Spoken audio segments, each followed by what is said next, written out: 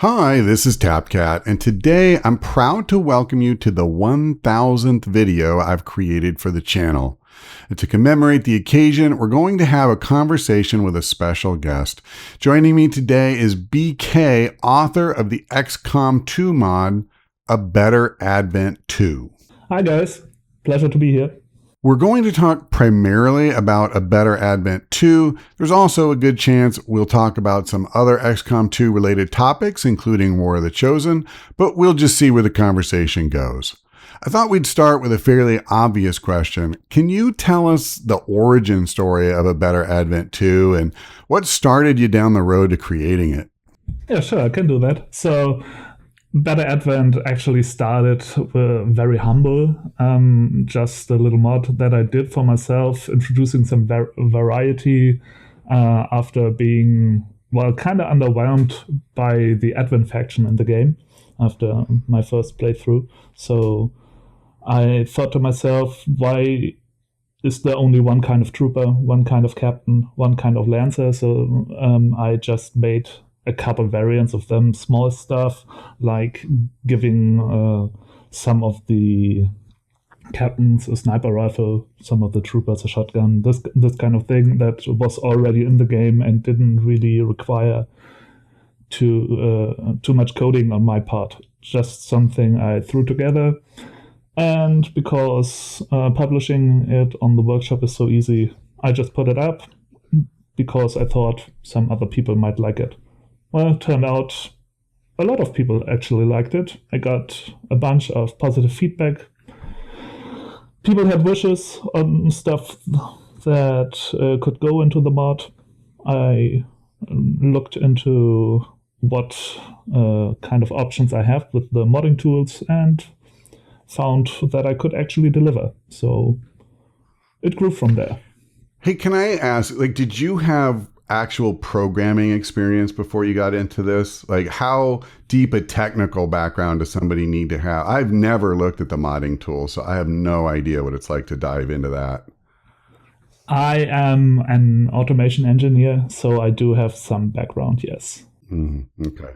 But it's not strictly needed, depending on what you want to do. It's you can completely get by with using the code that's already there and recombining it. It's what I did in the beginning. I didn't really code anything new. I actually try to avoid it till today because I do enough of this at work. I don't need to do it in my free time as well. I get you.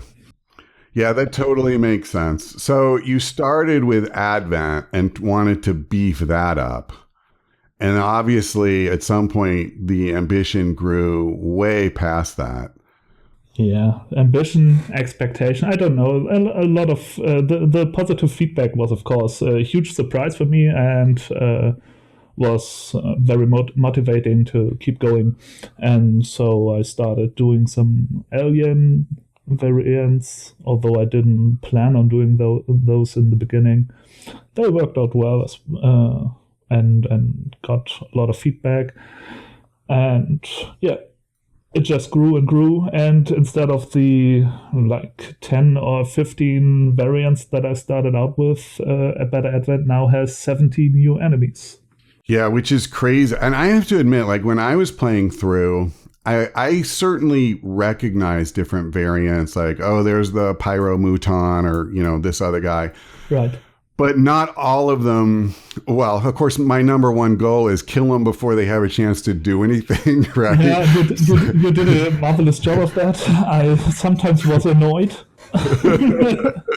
So I didn't learn what some of them did. There was a Berserker variant. I think he's called a Firestarter. Yes. I don't think one time I ever saw him do anything other than just, run around and try to hit people. And so I figured, okay, there's got to be a thing, but I'm not going to wait around and give it a chance to show me what it is if I can possibly help it. So yeah, there's so many with 70 plus, it's impossible as a player almost, unless you play it and play it and play it.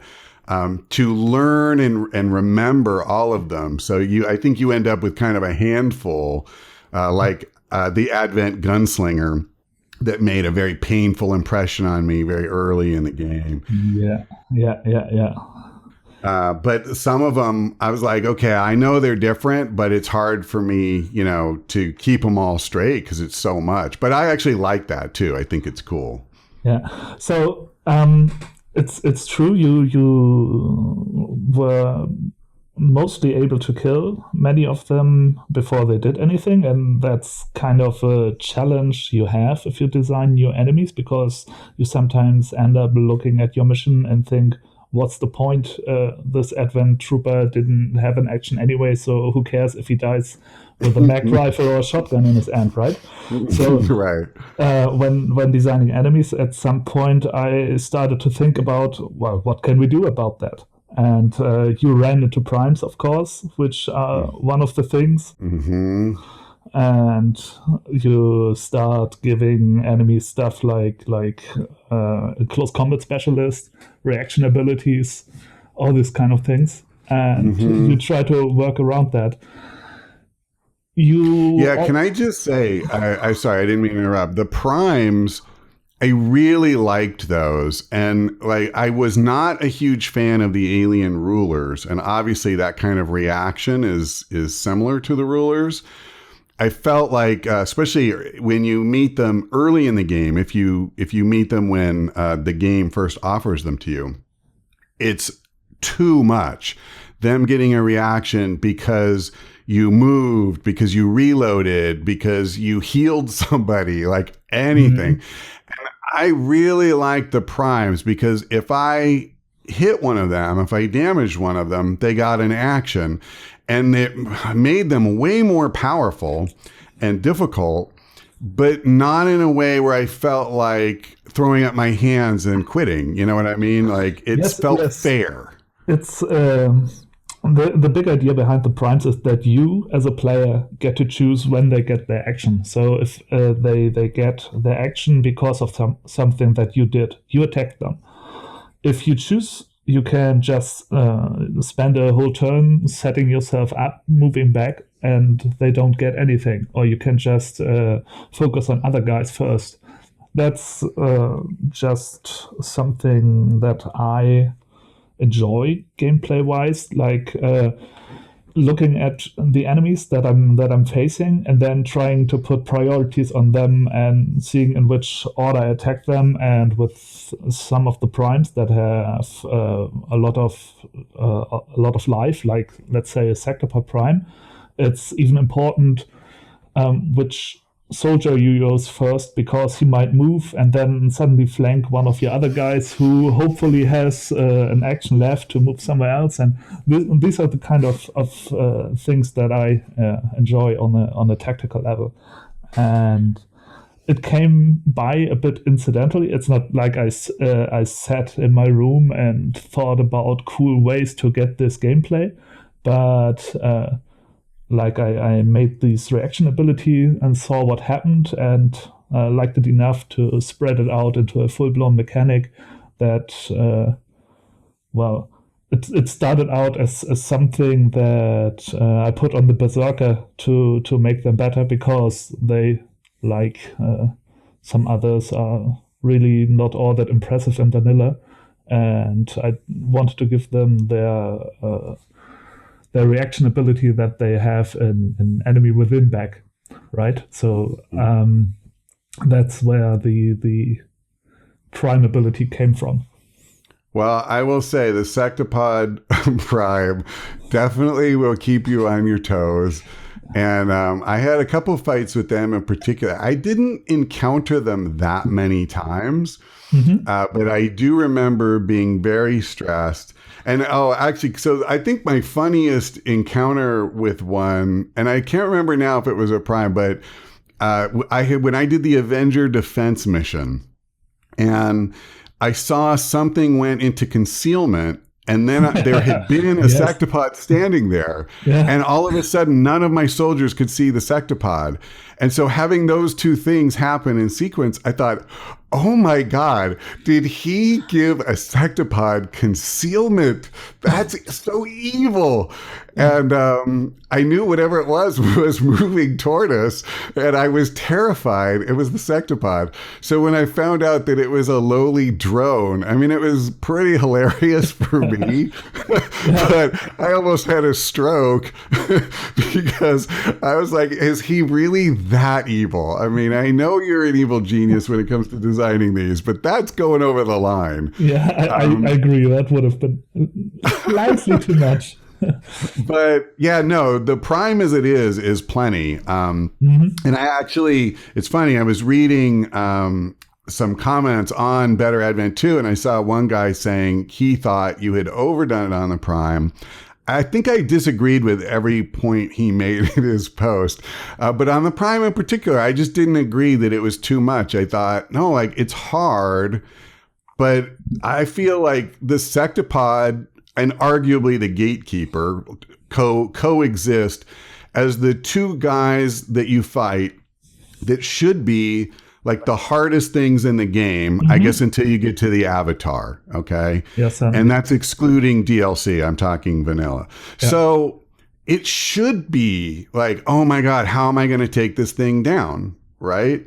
And so, yeah, if I'm fighting a pod of 5 sectopods and they're all primes and they're all that tough, I don't think that's a great plan. But as they are, I really liked it. And like you say, it made me think about who goes first. Yeah, brutal, but good in my book. Yeah, the sectopod prime is actually something that I didn't want to make at first. So while still building up the roster of aliens, some of the vanilla enemies didn't have a variant until the end, because I just thought, well, these are actually fine, right? So meeting a sectopod in vanilla, it's an event. You certainly think this is now a threat and have to think about how to go on.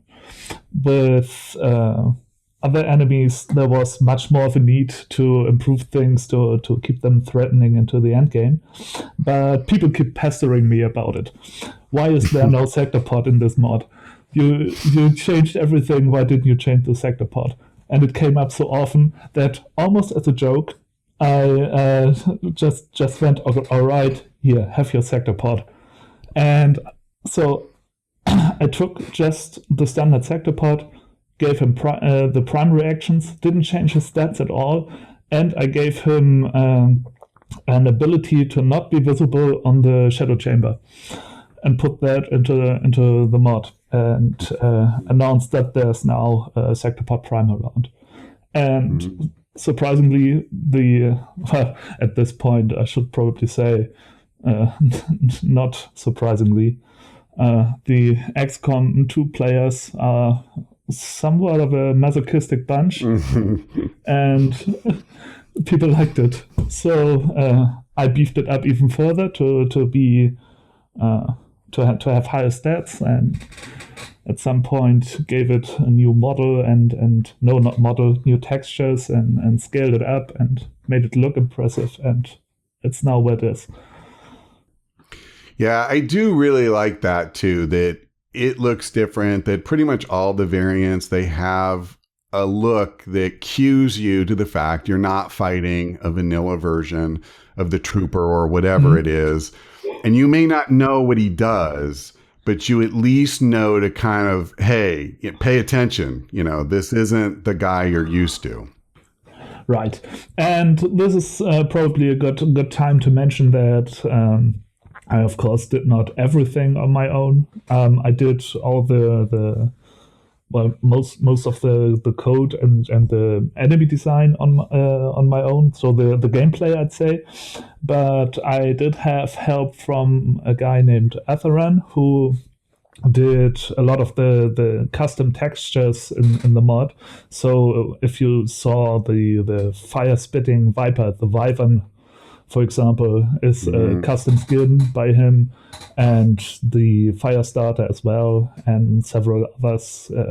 The Advent trooper and captain design with the white and red ornaments on the armor and so on.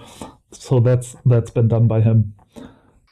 That makes sense. It seems like if you don't have a background in doing art on a computer in some way, shape, or form, it would be extremely difficult to integrate that into the mod. Again, now I'm speaking from ignorance of how that process works, but it seems like it would be a very difficult challenge. Yeah, like half a year ago or something, I did learn to do some of these things on my own, but I'm not an artsy person, so I can't just go into like an editor and edit these textures and make them look good or something. What I can do is use the modding tools, what is there, and like edit the brightness or the contrast on things and give and tint it, and by doing all these things and making different combinations there, I found that I was able to change the enemies up enough. So, for example, all the sectoids that are now in the game, and the Sectopod Prime, the 2 mutons. So these are things that I made without really changing the model or the texture. I just put filters on them, basically. Mm-hmm. And that already worked out well enough. And by the way, you mentioned sectoids, I think, a second ago. That was something I wanted to point out, too. We talked about the gunslinger. He's an early one that you face that really hurts. Yeah. But I also felt like as a group, because there's multiple sectoid variants, and I thought, man, you really upped their game. You know, like the puppeteer, I wasn't really that impressed with at the very beginning, you know, like I think I maybe got lucky and just killed him quick a few times in a row. But I had one supply run mission where that guy was really buried, you know, burrowed in somewhere far away from me, and I couldn't get to him. And he just kept raising guys as puppets. And it was, you know, it was such a thing.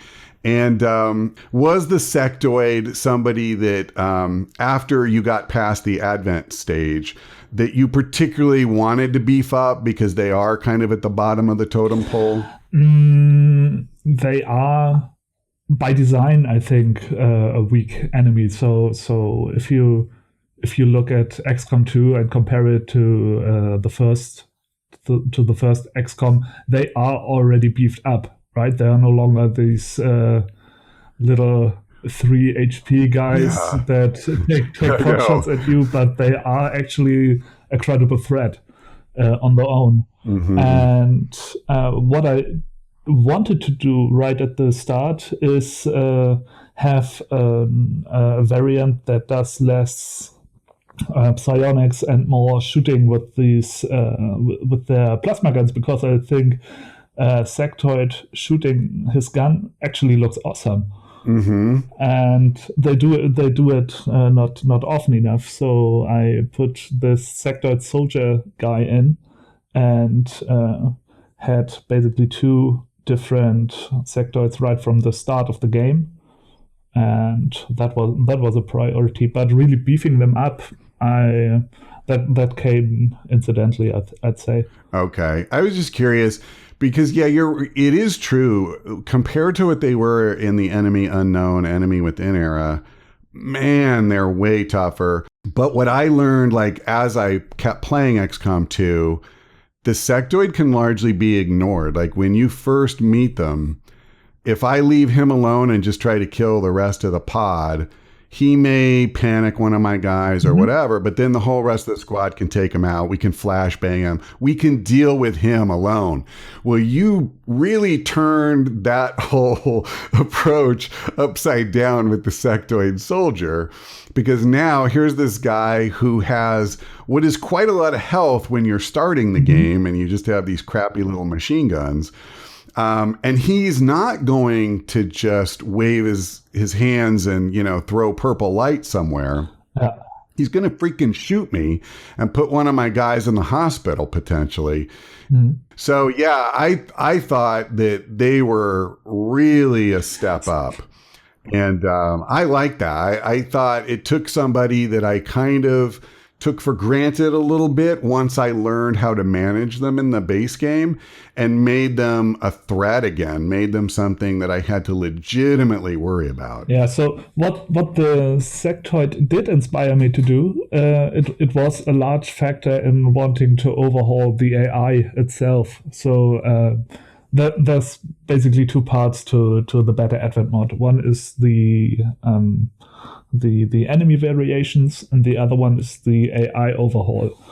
As I said, the sectoid in the base game, right? He was famous in the beginning for just wanting to erase all the zombies that he ever could, and never taking any shots, even when he had a flank on an enemy. And his AI in the vanilla game, as it came out in the beginning, was just atrociously bad, really bad. And there was this mod on the workshop called Improved AI, and it changed the sectoid AI and some other things to make just enemies feel a little bit smarter. And I took a long look at that and took quite an interest in it, and put it in my mod as well, changed it up, improved it, and that's how I ended up with that. And now when you're playing a Better Advent and you face any kind of sectoid, really, even a vanilla sectoid, and he has you flanked, he has a flank shot on you, he will take that shot, and he won't just sit there and smile and raise a zombie on the other part of the map. And that was something that was really important to me, because XCOM is a strategy game, and I need my opponent to play somewhat competent, or else I'm not getting any enjoyment out of the wins that I hopefully get. Yeah, I'm totally with you on that, and I like that change too. I guess there is that fine line where, especially as you give them new abilities and more health or whatever changes somebody makes, well, then you can't at the same time make them so smart that they'll just wipe me out every time. But it is true. There were enemies like the sectoid where the AI, it just wasn't good. And once you learned how to manipulate them, you could very reliably take them down. So to have a little bit of that fear brought back, I love that. And I think it helps make the game more replayable.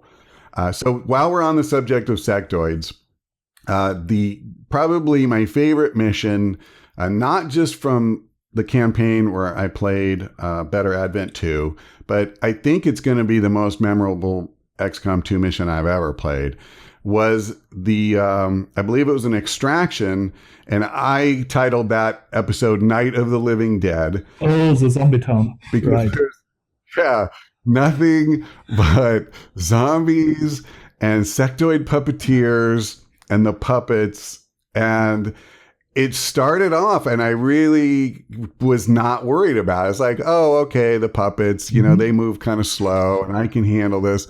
And they kept coming and coming and coming. And so by the end of that mission, especially because you have to deal with the timer, they keep coming, but you can't stick around for that. Wow, just the tension, and it was so unique. So I don't know if you can say anything about what inspired you to do that, but it was a big hit for me. Yeah. So after about a year of working on the mod, I felt like needing somewhat of a change and doing something else than just AI and new enemies for a change. So I looked at missions, right? And how a mission works, and what I could do to change them up a bit. Like I was thinking about stuff like making smaller ports on that mission, but more of them, and another mission would have only few ports, but big ones, and yet another mission would have only aliens on it, or something like that. And I looked into that, and I came up with 3 special missions that I put in just as some sort of, trying to get a feel for it. And one of them was the zombie mission. I just thought it would be fun. Really not much more to say about it. Just I thought it would be cool to make it. I put this extraction in it that has a chance to just spawn only with zombie related enemies. There's a terror mission that has like 15 faceless on it, and there is a late game raid mission that I titled Raid on a Mech Bay, that has just a bunch of mechanical enemies, among them I think 3 sector pods or 4 sometimes, one of them being a prime. So that's just a strictly a mission for the end game. But yeah, the zombie mission is probably the most successful of those. You actually have seen only the light version of it, because you scaled down the pod sizes, right? A better advent, when you install it, it's designed to be played with more with a bigger XCOM squad, and of course the enemy come in bigger squads as well. So instead of having like one puppeteer and 2 or 3 zombies with them, you'd run into a puppeteer with 5 or 6 zombies and have 4 or 5 pods of those on the map and try to reach the evac zone. So there's a lot more going on there, and it's pretty. Yeah, I do. And I don't know how deep we want to go into talking about that specific campaign and because when I started playing with a better advent too, just for people who didn't watch season 4 of XCOM 2 on my channel, I was just looking for something that would mix up the tactics on the battlefield, and I saw this mod that added new aliens, and I was like, great, this is perfect. Because when I tried Long War 2, that was the one thing I really enjoyed, is that they also had variants of the aliens, and I didn't really want much else of what the mod offered. And so to basically let myself be surprised and let my audience see me grapple with things while I was learning it, I purposely didn't read virtually anything that you had posted in the description for your mod. And so I went into it just totally blind and ignorant. And the funny thing was how long I went with it on the setting that, it just comes with. So it's balanced for squads starting at 6, going up to 8 as you increase squad size. And I'm playing the vanilla. And I think you also intended that people use these new classes that you can get in with mods that are more powerful, and increased mission timers and all of that. I wasn't doing any of that. And it never even occurred to me that I was doing anything odd. It was hard, but I was like, well, it's supposed to be hard, right? That's why I downloaded the mod. And I just assume that this is what everybody's dealing with. And this is a puzzle in front of me. How can I solve it? And I had that mentality for a long time, but people started telling me in the comments when we started running, in particular up against mission timers, because the simple fact is, if you keep adding enough enemies, it takes a certain number of actions to kill them. And it doesn't matter how smart you are or how well you play tactically, you need a certain number of actions to move this distance and, do X points of damage. And the more aliens there are in front of you, the more damage has to be dealt. It's just that simple. So I started hitting a wall where it felt like, I don't feel like I ran out of time because I look back and I should have done this or I should have done that. It just wasn't going to happen. So at some point, we finally dialed back the pod sizes.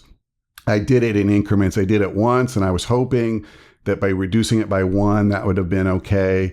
But again, I was still not reading your description, so I didn't know the pods were going to get even bigger as we went. And then when that started kicking in, I ultimately just went down to the vanilla game's pod size. I will say this. I don't know if it's possible for you to do this or not. What I would have done, because I know by the end game, your default, it's +3 to every pod, if I remember correctly. Yeah, maybe. I would have gladly kept like +1 to every pod if that was an option. But I think the least the least I could have was +2. It was either +2 or vanilla for the end game. Yeah, that might be. And I felt like I can't do this, with the +2 fighting these aliens and everything. But correct me if I'm wrong. So there's a scaling component in Better Advent, which is why you didn't. Which is why you were able to get that far in the beginning. So the intent is that the early game in ABA is actually a little bit easier than in vanilla, but it ramps up from there. So it starts fairly tame, but gets more and more bonuses until pods get bigger and more plentiful. No, mainly bigger. I don't think there's actually any additional pods I put on there. No, they just get bigger over time. So you were able to do it in the beginning because these pod size increases weren't actually active yet. And once that ticked up, so there's this force level mechanic in XCOM 2 that with time just increases. That it's just a number in the background that increases from 0 to 20, and with every force level increase, you get new enemies or whatever. And at force levels 5 and 10, the number of enemies per pod ticks up in Better Advent. So if we were to go back, I'd wager that you'd start to get your problems at around force level 5 or something. That would probably be the reason there. I know the pods, like, I was fine when the pods were 3. I was fine when the pods were 4. When they started amping up to 5, that was just too much. Like, I think we handled it fine in some missions, but there were some, like one in particular I remember had a really tight counter.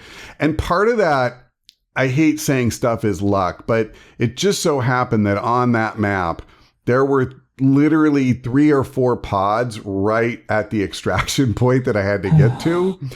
And so that's where having bigger pods really gets ugly. Because if you can fight them one at a time, I don't think even 5 is completely, out of the question.